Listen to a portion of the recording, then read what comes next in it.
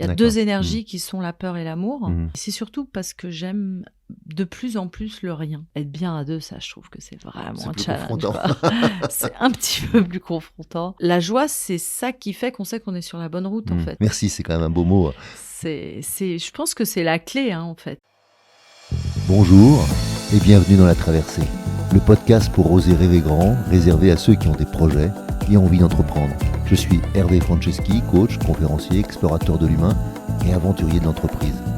Depuis 25 ans, j'accompagne avec joie dirigeants, entrepreneurs, sportifs de haut niveau, artistes qui veulent mieux se connaître, grandir et accomplir leurs projets et acceptent de se mouiller. Dans ce podcast, explorez grâce à eux en toute intimité comment traverser vos difficultés, vos incertitudes et aussi vos réussites pour oser rêver grand et réussir vos traversées. Bonjour, je suis très heureux aujourd'hui de vous retrouver dans La Traversée et nous avons la chance d'avoir Lisa Azuelos. Est-ce que tu veux nous dire quelques mots sur toi ou sur ton parcours ? Moi aussi, je suis très heureuse de te retrouver. Je vais te tutoyer. Oui, bien sûr qu'on se tutoie d'habitude. Parce qu'on se connaît un petit peu. Mais ça fait très longtemps qu'on ne s'est pas vu, au moins 10 ans peut-être. Ouais, donc c'est au marrant. moins 10 ans. Et sur mon parcours, il est assez public, mon parcours. Donc pas mal de gens. J'ai la chance en fait d'être réalisatrice de films. Et puis quand même, les gens me reconnaissent dans la rue. Et ce que j'aime le plus, c'est qu'ils me disent merci. Pour vos films. Et alors, tout le monde me dit la même chose. Me dit surtout, n'arrêtez jamais. Et je me dis, ils ont vu dans mon cerveau que, en fait, j'avais très envie d'arrêter aussi parce que j'adore mon travail et aussi j'adore ne rien faire. Donc, à chaque fois qu'on me dit ça, je me dis, ah merde, du coup, il faut que je continue. Mais je suis souvent en train de me dire, ce serait bien que je m'arrête, quoi. Mais c'est surtout parce que j'aime de plus en plus le rien. Voilà. Donc, il faut que je continue à dire merci. Ouais. Merci. Merci, c'est quand même un beau mot. Je pense que c'est la clé, en fait. La clé, c'est de pouvoir à tout instant dire merci. Et c'est vrai qu'il y a des moments où c'est plus compliqué que d'autres. Mais ce merci-là, c'est ce que les Américains appellent ça beaucoup gratitude. C'est la gratitude. Alors, ils disent c'est l'attitude dans la gratitude ou la gratitude dans l'attitude. C'est plus ça. Et j'aime bien cette idée qu'en fait, toute attitude doit être une gratitude, quoi. Parce que c'est vrai qu'on oublie à quel point on va mourir, ce que je trouve absolument fascinant. Parce que c'est quand même la seule chose de sûr dans la vie. Ça, chaque fois, depuis que je suis toute petite, je me dis en fait, la seule chose de sûr dans la vie, c'est la mort. Tout le reste, on ne sait pas comment ça va se passer, mais ça, c'est sûr. Même la mort, on ne sait pas bien comment ça va se passer. Non, mais on sait que ça va se passer. C'est le seul truc où tu peux dire pour sûr, ça va se passer. Tu vois. Bon, tu peux aussi dire pour sûr, il y a toujours le soleil, en fait, parce que bon, c'est pas parce qu'il y a des nuages qu'il n'y a pas le soleil, mais bon, la mort, c'est le truc de sûr, et t'as l'impression de parler qu'à des gens qui ont oublié qu'ils étaient mortels. Et moi, c'est vrai que j'ai pas tendance à l'oublier, mais pas dans un sens morbide, dans un sens au contraire, ah bah tiens, je suis vivante, merci. Voilà. Donc le rapport au vivant. Le rapport au vivant, ouais. Le rapport au vivant, ça c'est... Je pense que j'avais l'impression que c'était normal. Et puis c'est vrai que le Covid a eu ce mérite de nous mettre face à quelque chose où tout à coup, on voit ce que c'est un peu la mort, au sens où les rues, il n'y a plus personne. Enfin bon, il y a eu quand même une visualisation de quelque chose d'un peu plus mortifère, mortel, non vivant. Il n'y avait plus personne dans les rues, plus de voitures, machin. À part, évidemment, moi, qui ont été géniaux pour moi, les oiseaux. Je suis hyper proche des oiseaux. Et eux, pour le coup, on les entendait vraiment beaucoup. Ils chantaient, etc. Donc, je me disais, au moins, bon. Et c'est vrai que j'ai... Et tu étais sur Paris ou tu étais sur les j'étais aux États-Unis. En fait, j'ai eu une chance de dingue. En fait, j'ai eu la chance, en fait, de pouvoir rester aux États-Unis pendant 3 mois, puisque je venais de renouveler mon entrée aux États-Unis. Et à 3 mois, en fait, à l'époque, j'avais pas de visa. Et j'ai rencontré une femme qui habitait sur Malibu, et qui avait une maison à la plage. Et en fait, j'ai eu 2 mois à la plage. C'est pas la pire des choses. En fait, j'étais obligée d'être en vacances. Il faisait un temps magnifique. Je me baignais tous les jours dans le Pacifique, qui n'était pas une mer que je connaissais super bien, en plus. Et j'ai eu la chance, en fait, de rencontrer cette femme que j'adore. Et on est devenu très très proches, parce que c'est vrai que de vivre 2 mois avec quelqu'un qu'on connaît pas forcément, c'est un peu étrange, surtout dans des conditions comme ça où tu peux pas t'échapper, tu peux pas aller au restaurant, tu peux pas faire le social, voilà, fallait être assez intime. Et je pense que ça lui a fait énormément de bien et ça m'a fait énormément de bien aussi. Moi, je venais de perdre ma mère et ça a été une relation un peu mère-fille, sœur-sœur, parce qu'on a le même âge et on s'est chacune maternée et on s'est chacune sororisée. Et en même temps, on a beaucoup rigolé et en même temps, on a traversé beaucoup de solitude. Et c'est vraiment une période que j'ai adorée, mais du coup, j'ai senti aussi une très, très grosse attaque sur le vivant. À ce moment-là, je me suis dit, mais il y a vraiment on est en train de foutre en l'air le vivant au profit de la sécurité. Et ça a commencé à m'alerter sur plein de sujets, quoi. Mais on est dans un monde qui est paradoxe, tu sais bien. On veut de la sécurité, alors que l'insécurité, c'est la vie. Ouais. Je dis pas qu'il faut être en insécurité permanente, mais l'insécurité, c'est la vie. Ouais. En fait, j'ai résumé les choses comme ça. Je me suis dit, finalement, cette sécurité qu'on nous vend, parce qu'avant, c'était vachement la liberté, quoi. Puis tout à coup, c'est devenu la sécurité. On est d'accord. Tu sais pas comment t'as ripé là-dessus, mais tout à coup, c'est devenu la sécurité. Puis j'ai réfléchi, je me suis dit, mais en fait, aujourd'hui, bon, même s'ils nous président un peu, on sent bien que les présidents ne nous dirigent plus vraiment. On sent bien qu'on est plus dirigé par les grosses boîtes. On a vu justement au moment du Covid, s'il n'y a pas Amazon, s'il n'y a pas Apple, s'il n'y a pas les Zoom, s'il n'y a pas les trucs comme ça, finalement, notre monde est de plus en plus, on va dire, techno-dépendant, quoi. Et donc, en fait, on est dirigé par des gens qui ont créé ces technologies aujourd'hui, qui sont les grosses boîtes, les GAFA, les GAFAM même, puisqu'on a rajouté le M. Et je me dis, mais qui sont ces gens à la base ? Ces gens, c'était des nerds. C'est des gars, ils avaient 11, 12, 13, 14, 15 ans. C'était dans des garages à essayer de fabriquer et de bidouiller des ordinateurs. En général, c'était pas les mecs populaires de l'école. C'était pas ceux qui étaient sur le terrain de foot à essayer de draguer les filles. Parce que c'est tout ça, plus ou moins des Américains. Et en Amérique, la culture du sport et du foot, c'est quand même très fort. Très, très fort. Et là, c'était des nerds, en fait. Des mecs qui étaient un peu parano, qui étaient sûrement un peu Asperger aussi, qui avaient un peu peur de la vie, peur du vivant, peur des autres, peur de leurs relations. Et qui ont créé justement des instruments pour pouvoir contrôler un peu ce vivant, pour pouvoir le rendre algorithmique.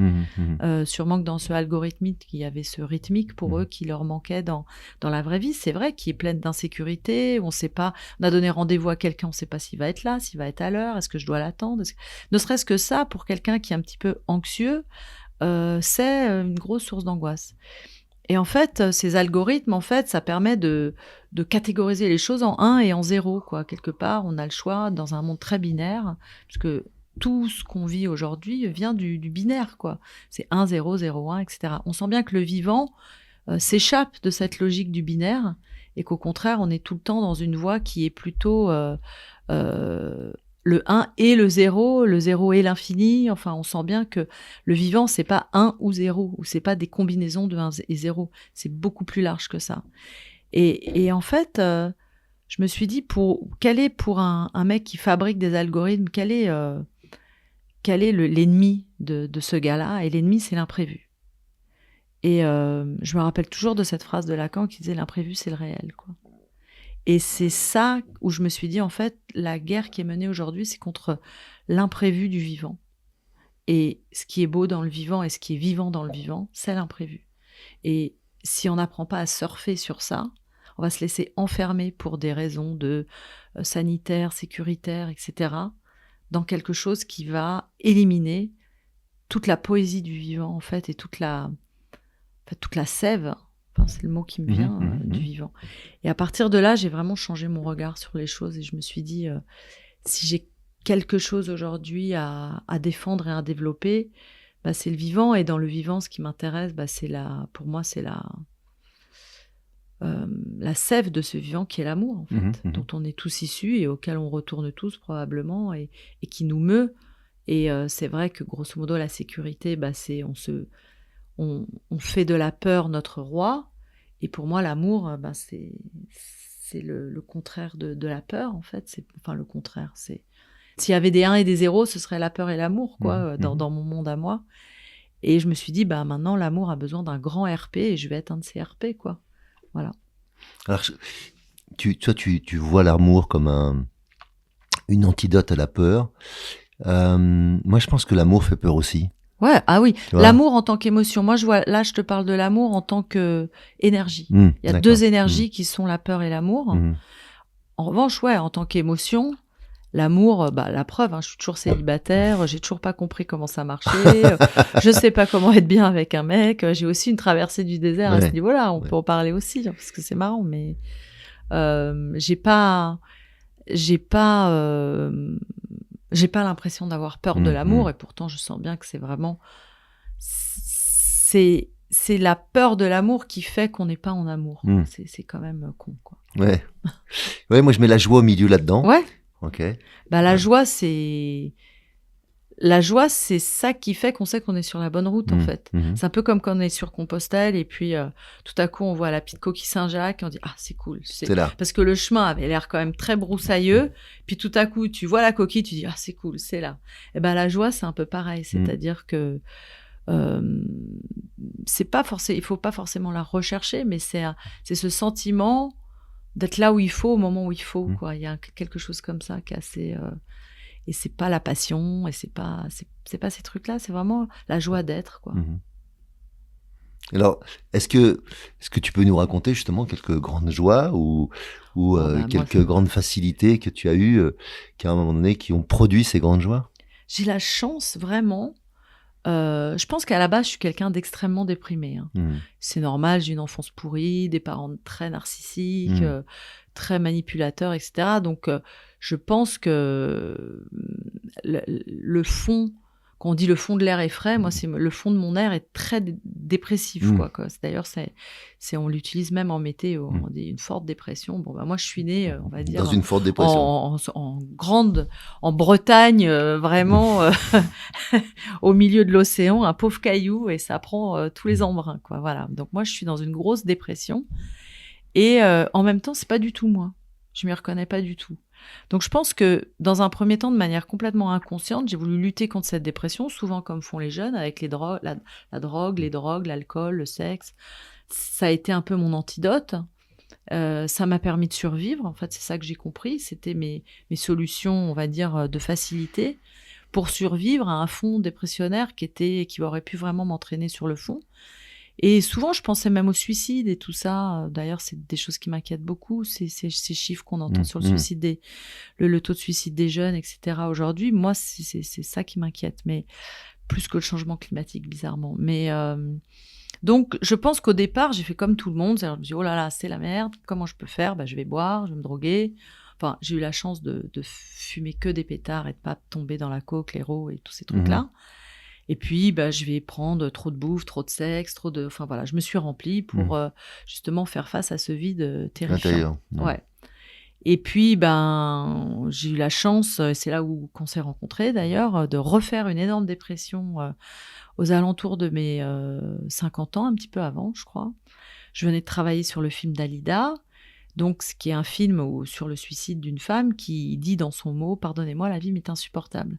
Et ce que j'ai entendu dans ce mot-là, oui, la vie était insupportable, donc j'ai décrit en quoi cette vie de star absolument incroyable pouvait être insupportable. C'est pas parce qu'on réussit sa vie qu'on réussit dans la vie ou vice-versa. Enfin, j'ai voulu m'attacher à ce « Pardonnez-moi ».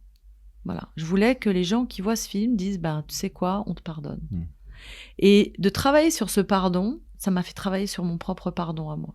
Et je pense que le miracle de ce film pour moi, ça a été ça, c'est-à-dire que je suis rentrée tout à coup en fréquence, avec la fréquence du pardon, qui est pas excusée. Il y a beaucoup de gens qui disent « Mais comment tu veux que je pardonne ? Il a tué mon gosse, il a fait ci, il a fait ça. » Enfin, il y a des cas où on n'a pas envie de pardonner, quoi, vraiment.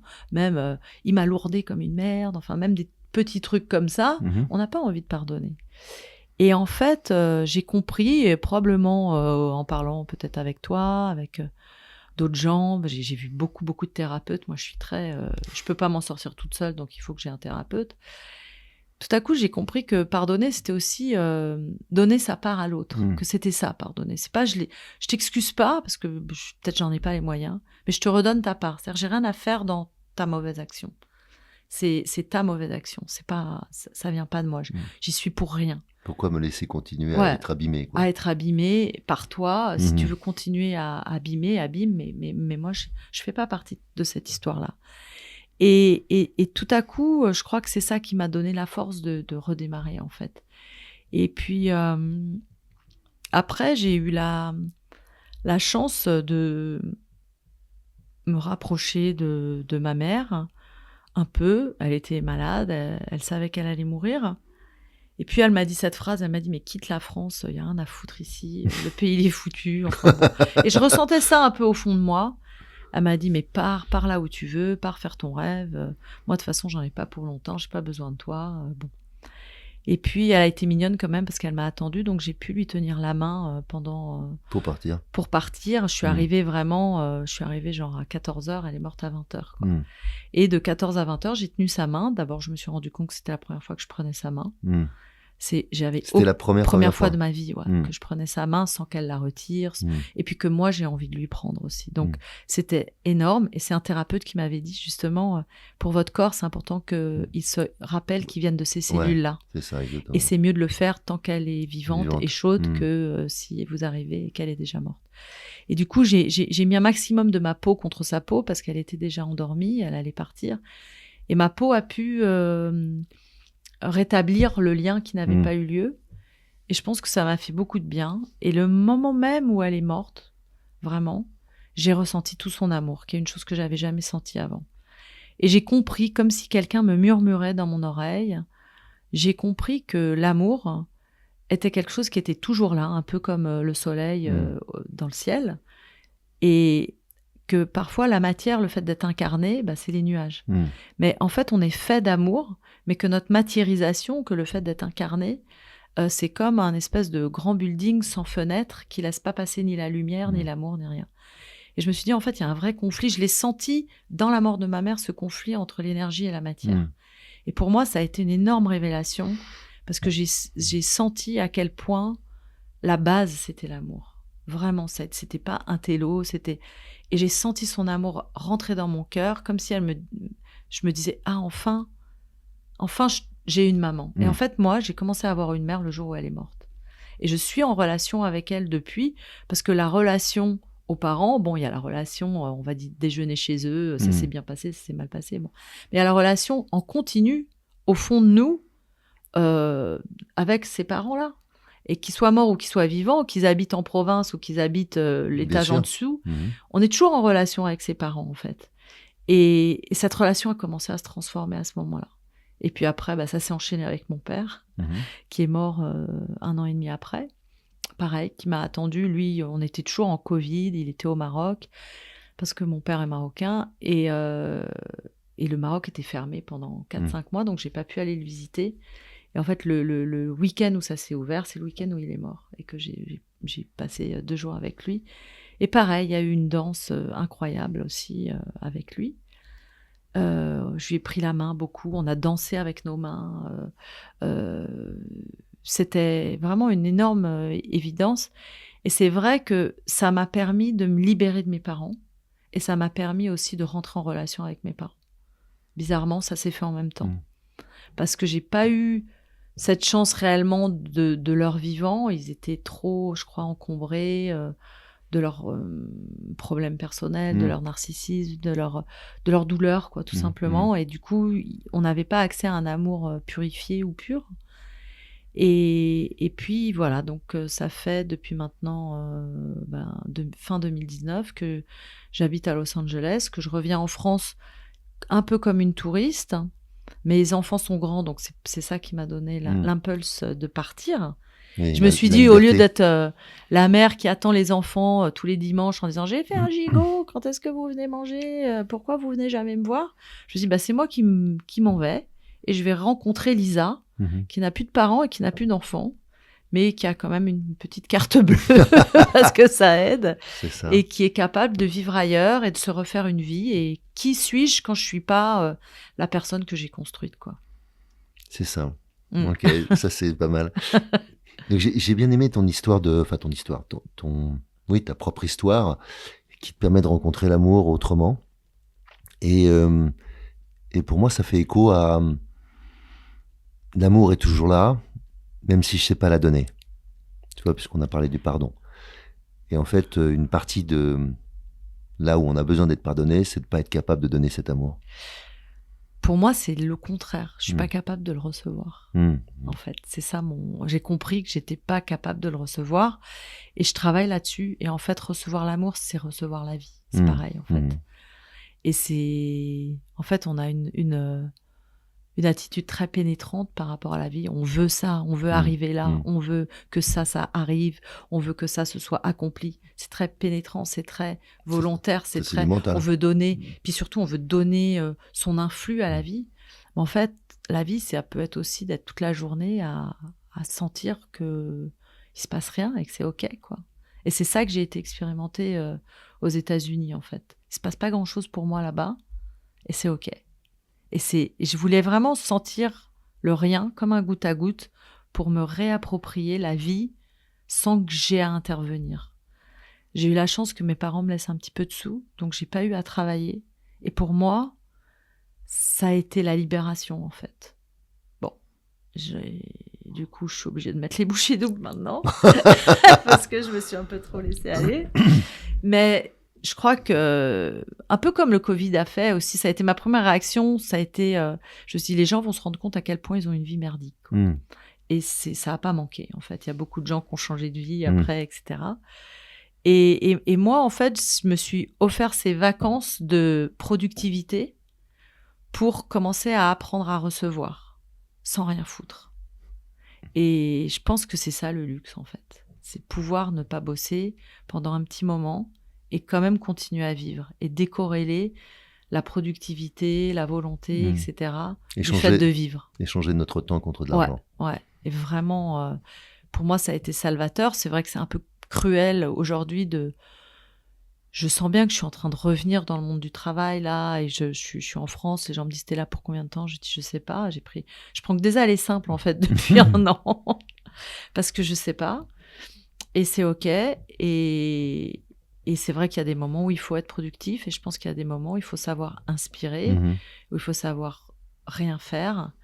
Et si on a le luxe de pouvoir faire ça, c'est vraiment quelque chose à s'offrir, je trouve.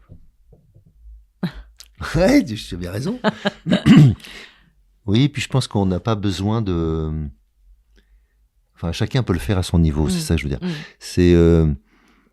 Moi, j'ai juste une maison de campagne où je vais de temps en temps. Bien sûr que tout le monde n'a pas une maison de campagne, où tout le monde n'a pas un endroit. Moi, c'est une maison de mes grands-parents. Et je reviens vivre dans un rythme plus lent, où il y a de l'espace. Quand on est en ville, je pense qu'on perd cette notion aussi d'espace. Tu vois. Et aux États-Unis, bien sûr qu'il y a des grands espaces, c'est pas le seul pays, mais c'est un des trucs appréciables quand on va aux States, c'est de trouver ces grands espaces. Et je trouve que dans la nature, il y a quelque chose qui nous remet au contact avec une réalité, tu vois, de saison, qui nous remet avec une réalité de présence à soi. De rythme, là où j'habite, en fait, je suis dans une forêt, en fait, alors que je suis à 2 minutes de la ville la plus... Enfin, il y a des restos, des cinémas et tout à 2 minutes, mais sauf que là où je suis dans la forêt. Et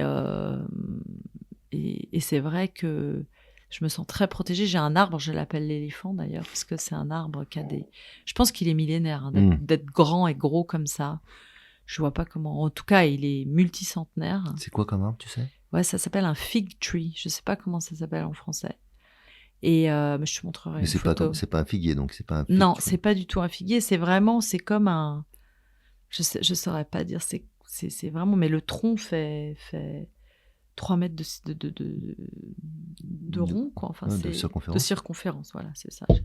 Du coup, je me disais, comment on dit le rond en langage mathématique avec le compas, là. Circonférence. Et en fait, c'est des arbres qui forment une allée. Ils ont planté ces arbres à un moment, je pense, et en fait, ils se retrouvent au milieu. Donc, en fait, je vis dans une allée d'arbres. Et c'est vraiment magnifique. Ça me fait un bien de fou. Je sors pas autant que je voudrais dans la nature encore. J'ai du mal à me sortir. En fait, je pense qu'il faudrait que j'ai un chien pour pouvoir me sortir. C'est lui qui me sortirait. Mais j'ai fait un vœu un peu débile, mais pour l'instant, je m'y tiens. Je n'aurai pas de chien tant que j'ai pas de mari. Voilà. Parce que sinon, si j'ai un chien, ça va être trop facile. Je vais être trop heureuse tout de suite. C'est ça. Et après, je me dirais, mais à quoi va donc me servir un mari? C'est ça. Mais alors peut-être que tu n'en as pas besoin. D'un mari? Ouais. Je pense que j'en ai besoin quand même. Enfin, j'en ai pas besoin du tout, mais j'en ai très envie. Voilà, c'est pas tout à fait pareil, hein, l'envie et le besoin. C'est ça, bien sûr. Et dans envie, on entend en et vie, donc c'est vivant. C'est trop facile en fait pour moi de vivre seule, même si ça a été très dur et très douloureux, c'est trop facile aujourd'hui. Et mon vrai défi, c'est la relation. J'écris que sur ça, mes films, ils parlent de la relation. Alors j'ai beaucoup parlé de la relation mère-fille, puisque c'était la relation manquante de ma vie.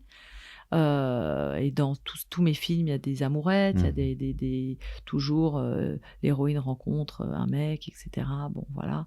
Je suis dans la comédie romantique, on va dire classique, hétéro, film des années 80. J'ai pas trop évolué à ce niveau-là. Mais parce que ce qui m'intéresse, justement, j'ai eu la chance de pouvoir explorer beaucoup aussi de comportements sexuels différents. Et je me suis rendu compte qu'en fait, ce qui me manquait, puisque j'ai pu exploiter aussi de rencontrer des femmes au niveau sexuel. Ça, j'ai eu envie après mon divorce, je me suis dit, je vais tout exploiter, je vais tout essayer de rencontrer, je veux tout connaître, etc. Je me suis peut-être trompée. Je me suis peut-être trompée, ça marche pas avec les mecs. Bon. Mais en fait, ce dont je me suis rendu compte, c'est que ce qui me manquait dans une relation homosexuelle pour moi, c'était les bras d'un homme. C'est pas leur sexe, c'est leurs bras et leur énergie. Et en fait, je trouve qu'il y a dans la rencontre énergétique homme-femme quelque chose de fascinant. Et aujourd'hui, c'est un peu ma grande quête, conquête, requête. C'est pourquoi on n'a jamais fait de ça une priorité mondiale, en fait. Embrasser et surtout épanouir ces deux énergies ensemble. Parce que les Chinois, ils ont bien compris, ils disent le yin et yang. Et on sent bien que quand la respiration, c'est un inspire, un expire. Je veux dire, si on fait qu'inspirer, on va mourir. Si on fait que respirer, on va mourir. Et c'est pareil pour le yin, le yang, le féminin, le masculin. Et récemment, j'ai cette espèce de notion que j'ai lue chez Hildegard de Bingen, qui est un personnage qui me fascine. Et en fait, elle parle de viridité. C'est pas la virilité, c'est la viridité, c'est-à-dire que c'est la force qui pousse les plantes vers le haut, à traverser la terre. Donc, en gros, on pourrait dire que c'est la force virile. C'est ce qui est le yang, c'est l'action, c'est take action, c'est tout ça.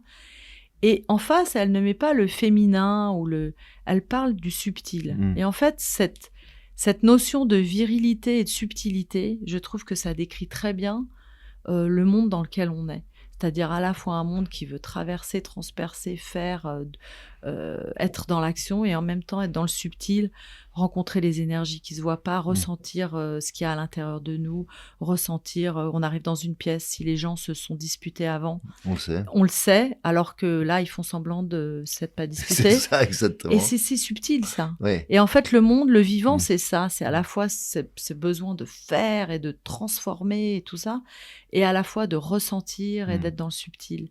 Et cette danse-là est merveilleuse. Et pour moi, c'est la danse entre les hommes et les femmes, entre l'un et l'autre.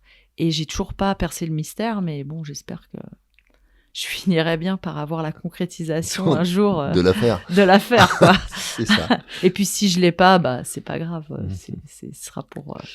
Est-ce que tu veux nous parler de tes futurs mes projets ouais. Alors, en fait, j'ai dit que j'ai rien fait pendant longtemps. C'est pas vrai. J'ai beaucoup écrit, j'ai beaucoup réfléchi. Alors, le projet qui me tient le plus à cœur et qui est, à mon avis, le moins près d'arriver, parce qu'il y a vraiment pas de sous pour ça, et que pour l'instant, j'ai pas réussi à savoir comment j'allais faire.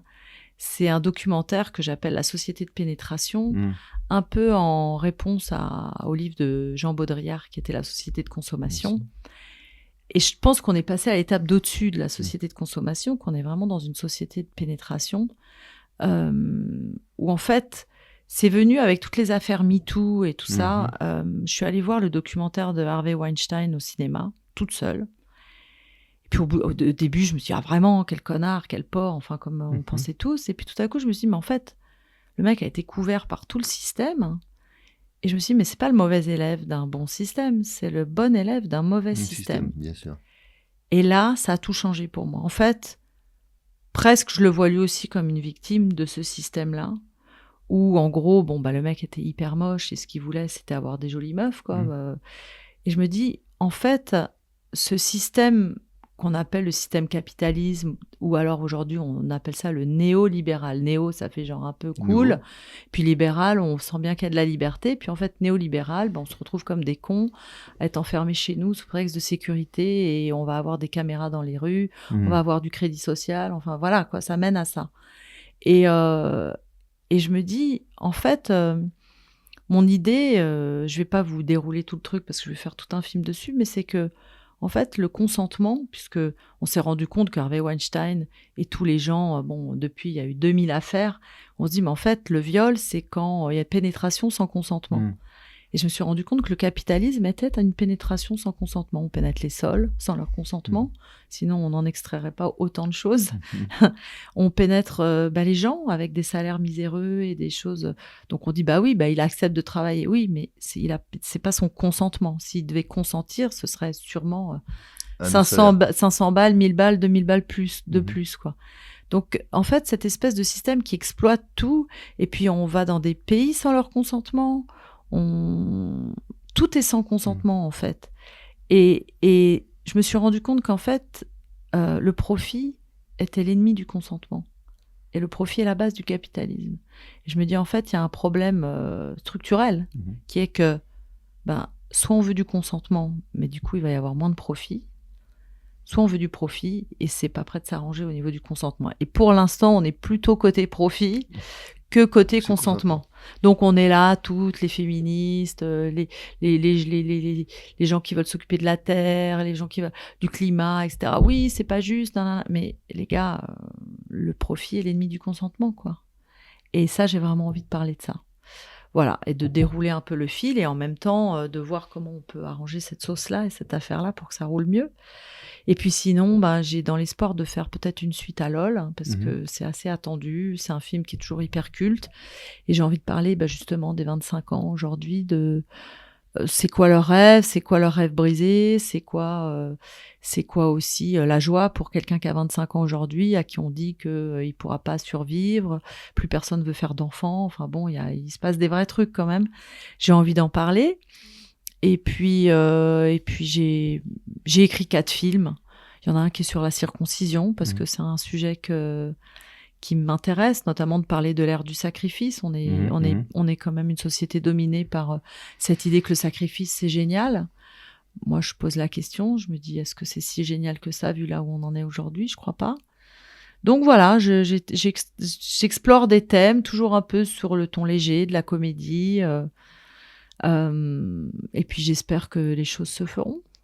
Je parle aussi j'ai une série sur les champignons, sur la psilocybine, parce que j'ai eu une espèce de révélation. J'ai fait une thérapie aussi sous psilocybine et j'ai vu qu'en fait depuis 1945 on vit sous la peur du champignon atomique. On se dit oh là là, ça peut recommencer. Enfin, c'est l'espèce de grande menace mondiale, le champignon atomique.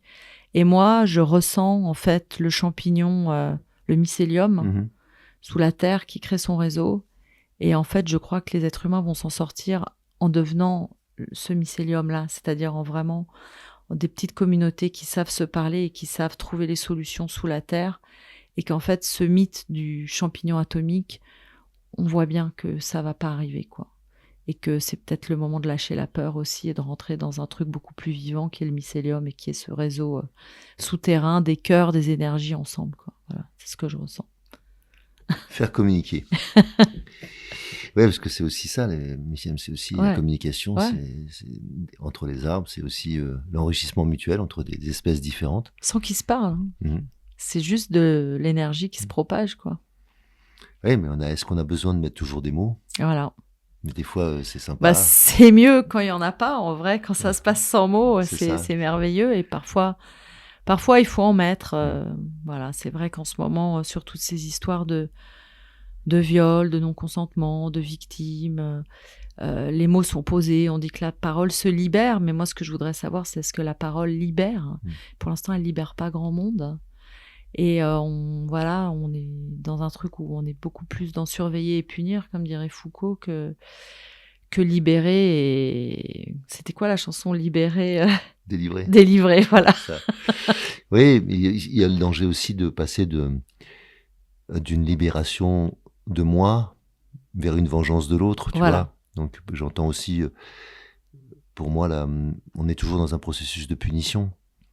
Donc, c'est la grande obsession de ce monde, c'est punir. Et en fait, moi, j'ai élevé mes enfants sans les punir parce que j'étais trop laxiste et puis j'étais toute seule à les élever. Finalement, ils sont super, quoi. Donc, finalement, j'ai bien fait de pas m'ennuyer à les punir. J'avais pas la force. Pas la force. Okay.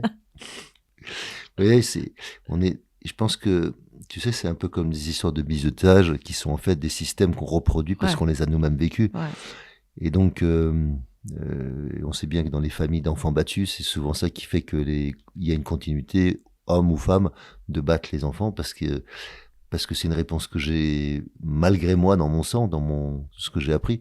Je pense qu'on est vraiment si on veut apprendre à vivre autrement, il faut réapprendre à décider que après moi, dans ma lignée, c'est terminé. J'ai eu ça très tôt, moi, en fait, bizarrement. C'est juste avant de me marier, j'ai rencontré un ami de mon père qui m'a dit « We are all victims of victims ». Et ça fait du monde. Hein. Ça fait du monde. Et en fait, j'avais pratiqué le bouddhisme à l'époque et il disait vraiment ça. Il disait prenez responsabilité que avec vous s'arrête cette chaîne-là insupportable. Et j'ai vraiment pris cette responsabilité quand j'avais 20 ans. Ça m'a pris du temps. Je pense pas que je suis arrivée au bout. Je commence seulement à comprendre ce que c'est que le travail de l'ombre parce que je me suis rendu compte que parfois, j'ai vraiment envie d'assassiner les gens et je rentre dans une rage folle. Et avant, je pensais que c'était normal d'être enragé. Par exemple, on arrive à la poste, le mec te ferme le truc devant et dit « Bah non, c'est ma pause ». Tu deviens fou, tu te dis « Mais je voudrais que ce mec meure, quoi ». Enfin, tu vois, j'ai ce truc qui arrive en une seconde où j'ai envie de me venger, de punir et de tuer, moi. En fait, en général, ça va jusqu'au meurtre dans ma tête. Tu fais bien de faire des films sur les relations sentimentales. Non, parce que je me suis juré de jamais faire un film violent, parce que je me suis dit, je vais pas de films d'horreur et tout ça, parce que je veux pas rajouter du mal au mal. Oui. Comme dirait Jean-Yves Leloup, moi, je suis pas là pour rajouter du mal au mal, j'essaie de rajouter de l'amour, de la joie, et parce que c'est aussi profondément qui je suis, quoi. Mais force est de constater que très vite, j'ai envie de tuer les gens, quoi. Donc, je commence seulement à comprendre que cette envie de tuer les gens, c'est en moi. Et au lieu de me dire c'est mal, comment je peux penser comme ça, me dis tiens, ça vient d'où, pourquoi et puis de l'apprivoiser. Et puis maintenant, ça me fait carrément marrer, quoi, quand je vois l'assassin en moi qui arrive au milieu d'une queue un peu trop longue pour attendre un sandwich ou je sais pas quoi. Mais qu'est-ce qu'il fout le gars devant ? Le gars devant qui devient mon ennemi alors que je le connaissais pas 2 minutes avant, quoi. Enfin, c'est des trucs de fou, quoi. Et maintenant, je vois la rage arriver, je fais ah, ok, bah tiens, on va travailler là-dessus. C'est ça le travail de l'ombre, en fait. C'est ça.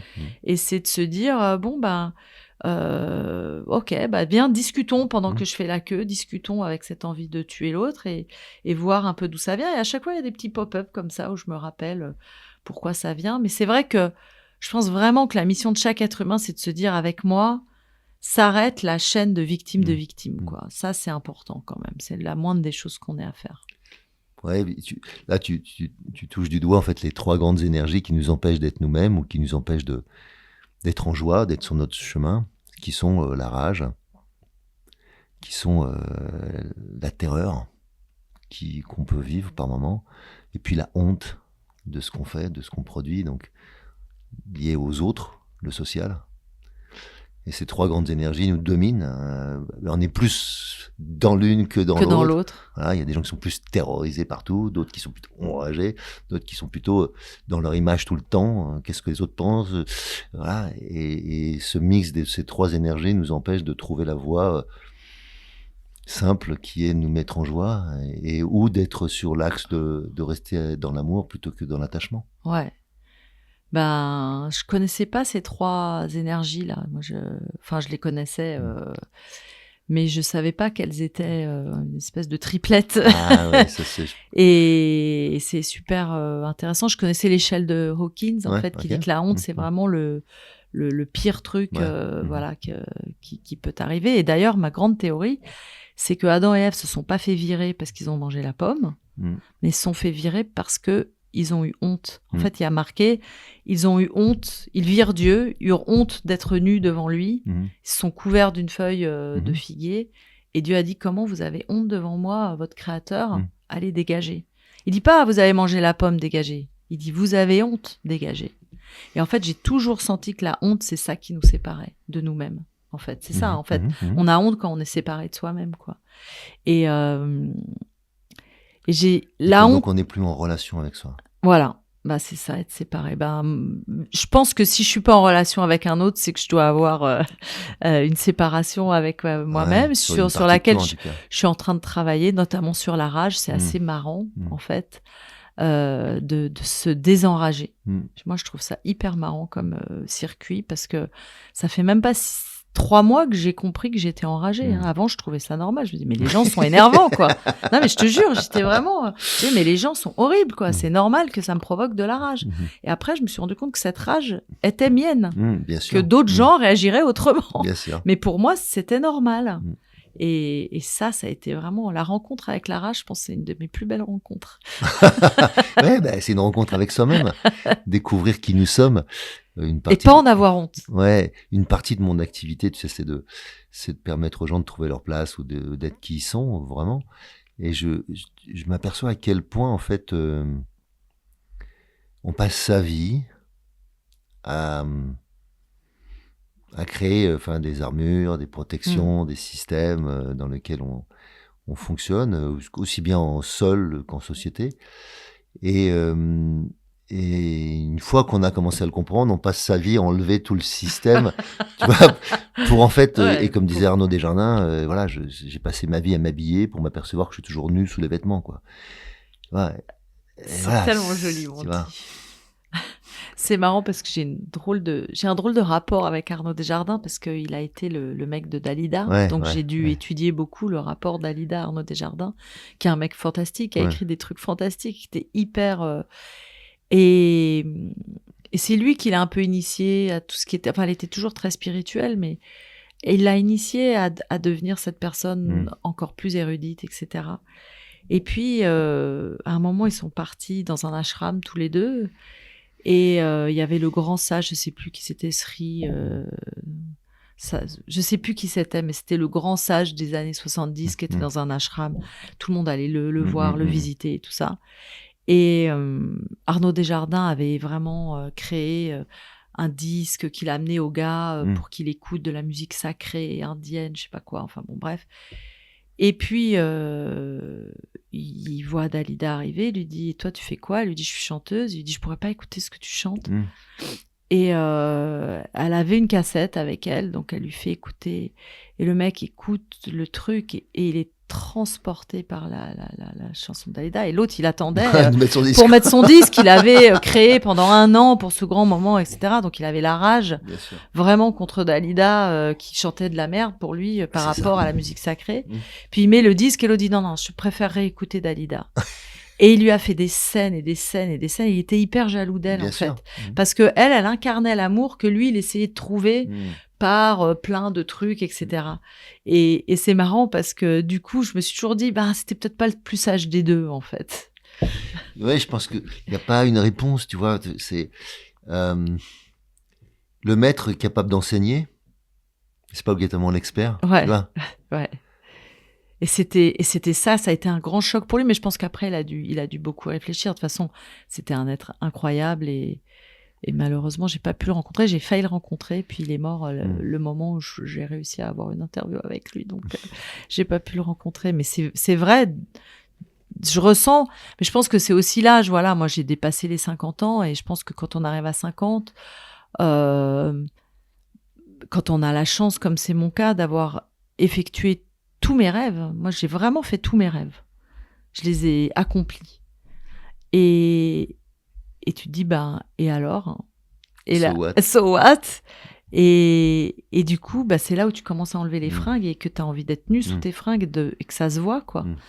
Et c'est cette espèce de marche arrière qui est aussi une marche en avant vers...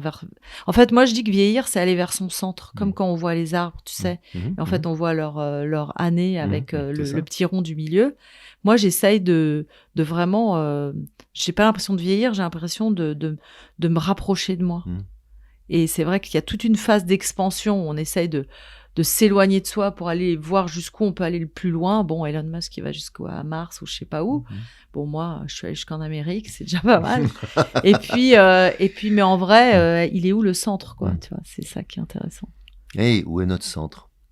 C'est ça. C'est le cœur, hein, c'est mais ça. bon. C'est ça. Oui, je pense qu'il y a toujours ces notions, tu vois, de quand on parle d'un arbre, l'arbre sait où est son centre, ça c'est pas une difficulté. Il sait où sont ses racines. Et il sait comment s'aligner, c'est-à-dire qu'il est fait pour s'enraciner et aller vers la lumière. Et il veut aller toujours plus vers la lumière, ou en tout cas avoir plus de feuilles qui puissent être en contact avec la lumière en fonction du système de photosynthèse. Et en fonction de ça, de la bonne taille qu'il doit avoir par rapport à ses racines, par rapport à ses congénères. Mais ce qui est formidable avec les arbres, c'est qu'il n'y a jamais un arbre qui se pose la question de savoir si son voisin lui pique sa lumière. Ouais. Tu vois, il sait qu'il y en a, quoi. C'est ça. Et puis, sinon, il va trouver un autre moyen. Enfin, tu vois. Et ce que nous, on adore, c'est de voir des arbres qui sont tordus, alors qu'on supporte pas de voir des gens tordus. C'est vrai. Tu vois, donc on est avec notre propre espèce, on a un manque de compassion profonde, alors que toute la nature nous apprend la compassion. Je suis d'accord avec toi. Je ne peux rien dire d'autre. Oui, excuse-moi, je voulais pas couper. Non, mais c'est vrai, c'est vrai. Mais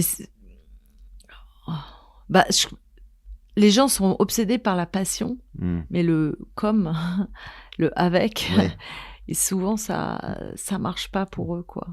Et c'est vrai que ça reste mon chemin, hein. Moi, j'ai compris beaucoup de choses, mais je sais pas encore vivre à deux, quoi. Et c'est pour ça que je te dis que j'ai envie d'un mari.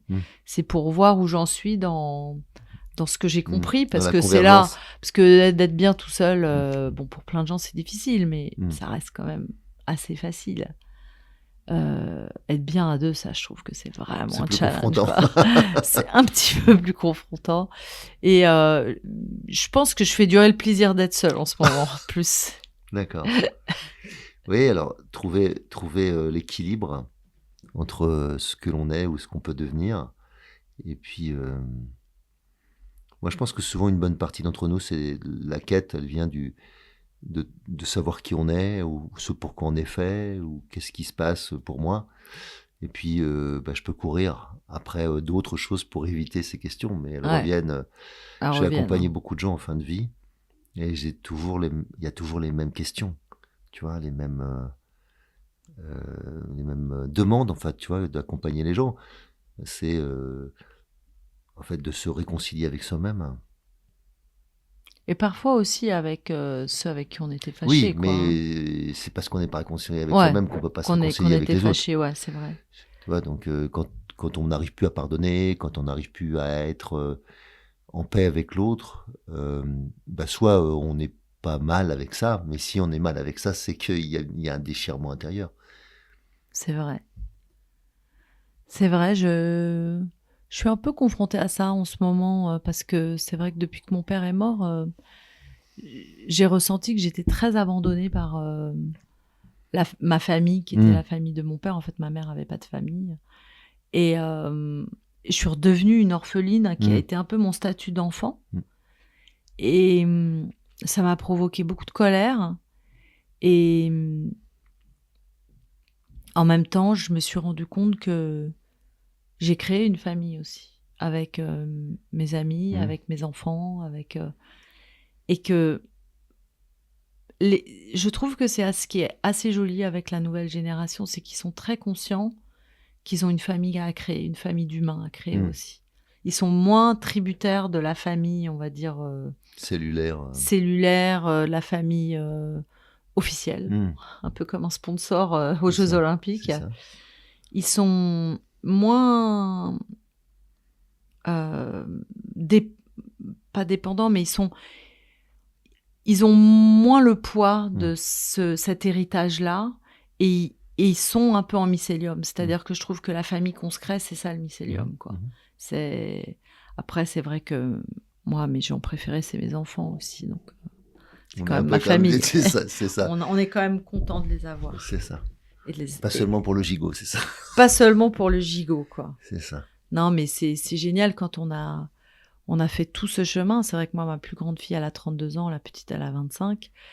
Et au milieu, j'ai un garçon de 26. Et que me dire que je traverse la vie accompagnée de mes enfants, rien que de le dire, ça me donne envie de pleurer tellement c'est beau, quoi.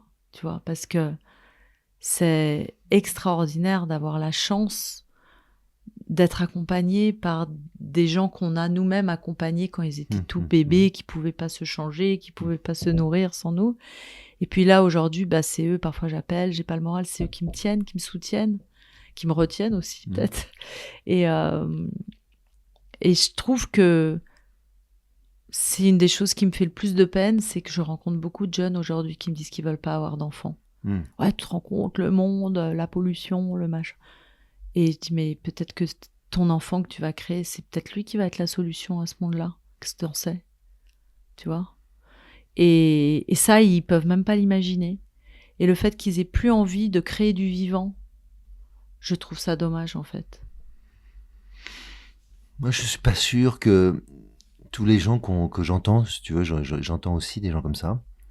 Et je vois que il y a un âge qui arrive où la vers femme... 30 ans, il commence un peu à plier du genou, heureusement. C'est ça. Et c'est juste qu'il y a une différence, que je dirais, de le temps de rébellion que nous avons vécu, on a à peu près le même genre d'âge, était plus jeune. Ouais. On était plus politisé jeune, je trouve, notre génération. Et le fait de rentrer ensuite dans un âge dans lequel tu as des enfants, je dis pas que ça te sort de ce système, mais ça te donne une autre responsabilité que d'être juste vindicatif. Ouais. Et il y a un peu ça. Tu deviens responsable. Hein, et aujourd'hui, il y a un système dans lequel les jeunes veulent profiter plus du temps qu'ils ont avant d'avoir des enfants. Ouais. Et il y a quand même, je pense qu'on va peut-être aller vers moins de familles, grandes familles, de 5 ou 10 enfants, mais pour autant... Même 2, ça va être compliqué. Oui, hein, mais je pense qu'il y a quand même beaucoup de gens qui auront envie d'avoir des enfants. Je pense que ça reste... Je te jure que c'est une vraie tendance aux États-Unis. Il y en a plein qui n'en ont pas et qui n'en auront pas. Hein. Je le vois. Hein, peut-être que ça correspond à un moment donné à ce qui est nécessaire pour cette planète. Ouais, peut-être. C'est vrai qu'il faut qu'on fasse confiance à la planète avant tout. Régénération d'une autre manière de fonctionner. Tu vois, ouais. Je ne sais pas ce que ça veut dire, tu vois. Qu'est-ce qui fait qu'à un moment donné en Chine, on a contraint toutes ces femmes et tous ces hommes, enfin ces familles, à n'avoir qu'un enfant ou à de cacher s'il y en avait un autre. Voilà. Qu'est-ce qui fait qu'à un moment donné, on a jugulé ça ? C'est quoi les conséquences ? Aujourd'hui, on ne les connaît pas. On est juste, tu vois, l'après de ça. On est à 20 ans de ça. Dans 100 ans, qu'est-ce qu'on dira de ça ? Tu vois, j'ai aucune idée de ce que, si on regarde le monde à l'échelle de la planète, on passe son temps à penser que la planète ne s'en sortira pas. Moi, je suis pas sûr que c'est la planète qui s'en sortira pas. Je pense que c'est les humains qui s'en sortiront pas. C'est pour eux qu'ils agissent. Hein, là. C'est nous qui détruisons notre univers. Et je pense que, tu vois, je sais pas comment on peut envisager d'aller vivre sur une autre planète. Une fois, il y a un enfant qui m'avait sorti ça, un jeune adolescent qui m'avait sorti ça. Mais c'est pas grave, on ira vivre sur une autre planète. Mais je lui dis, je sais pas comment toi tu t'appelles, mais moi je m'appelle Terrien. Et je n'ai pas envie d'aller vivre sur une autre planète. Je vais pas dire que je n'ai pas envie de connaître une autre planète. Ça, c'est autre chose. C'est comme visiter un autre pays, rencontrer d'autres personnes. Je suis un émerveillé de la vie et je m'émerveillerai vraisemblablement d'un autre système d'humains, enfin, peu importe, d'aliens, je ne sais quoi. Mais je suis terrien. Je n'ai pas envie que cette... Et puis en plus, c'est d'où on vient. C'est merveilleux, la Terre. Hein. C'est quand même trop beau, quoi. Donc, écoute... On verra bien. J'espère que la jeunesse aura suffisamment confiance pour créer et procréer aussi. Voilà. Alors si on finissait sur une note peut-être plus joyeuse que celle de On verra. S'il y avait une belle traversée dont tu souhaiterais nous parler, un projet que j'ai déjà fait, que tu as déjà fait peut-être, peut-être quelque chose qui t'a permis que tu as envie de partager en fait. Tout simplement. Ce que j'ai fait de mieux dans ma vie, pour l'instant, à part accoucher de mes enfants. Parce que ça aussi, c'est une traversée. Bien sûr, c'est une traversée. Moi, j'ai accouché à la maison et je peux te dire, j'ai accouché donc à l'ancienne et j'ai senti que j'étais un passage pour quelqu'un et 2 passages. Voilà. Et ça, je trouve que c'est ce qui est de plus merveilleux, c'est sentir qu'on est un passage et 2 passages. Et c'était il y a 2 ans, je suis partie dans les Australes à Tahiti et j'ai passé une semaine à plonger avec les baleines pendant une semaine. Et chaque jour, on voyait la même baleine, en fait, avec son enfant, parce qu'elle venait d'avoir ce petit bébé. Et ce rapport entre cette baleine et son enfant, tous les jours, me racontait quelque chose d'autre. Et notamment, le bébé, il allait explorer des trucs et tout. Puis d'un coup, elle mettait un tout petit coup de nageoire et le bébé revenait contre elle. Mais ce petit coup de nageoire, ça faisait vraiment du courant, quoi. Enfin, tu vois, un coup de nageoire d'une baleine. Caudale, la dernière, là, ça derrière, la caudale. Elle faisait comme ça, juste comme ça. Et hop, il revenait sous elle, et puis c'était terminé, quoi. Et je me suis dit, en fait, c'est aussi simple que ça, la vie. Tu peux laisser les gens faire comme ils veulent et tout, et d'un coup de nageoire. Tu les ramènes. C'est cool. Okay. Et en fait, depuis, c'est comme si j'avais un peu une nageoire aussi de baleine. C'est ça, et tu je me dis, c'est pas à peine de se faire du souci, il suffit d'un coup de nageoire et tout reviendra dans l'ordre, quoi. Ok, d'accord. Belle poésie. Je te remercie. Je te souhaite tout ce qu'on peut se souhaiter, de trouver une forme de sérénité, en tout cas dans les journées qui viennent. Et puis de joie, et puis de danse. Et puis d'amour même. Et puis d'amour. Allez, on y croit. Allez, on y croit. Merci. On se retrouve très bientôt avec le débriefing de Lisa. Salut, c'était Hervé et Lisa. Si vous aussi vous vivez une traversée et souhaitez vivre vos rêves plutôt que rêver votre vie, alors je vous invite à découvrir mes conférences et tous mes ouvrages sur mon site hervéfranceschi.com. Et bien sûr, si vous aimez ce podcast, favorisez sa diffusion en lui donnant 5 étoiles sur Apple Podcast ou mettez un pouce sur ma chaîne YouTube ou encore sur votre plateforme de podcast préférée. Et surtout, abonnez-vous pour ne manquer aucun épisode. Merci de votre écoute et à très bientôt sur La Traversée.